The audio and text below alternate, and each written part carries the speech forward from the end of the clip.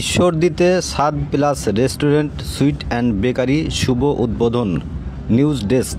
পাবনা জেলার স্বনামধন্য sweet and restaurant ব্যবসায়ী স্বত্বাধিকারী শহীদুল ইসলাম এর তত্ত্বাবধানে সুন্দর মনোরম পরিবেশের মধ্য দিয়ে রেলগেটের পশ্চিমে উদ্বোধন করা হয়।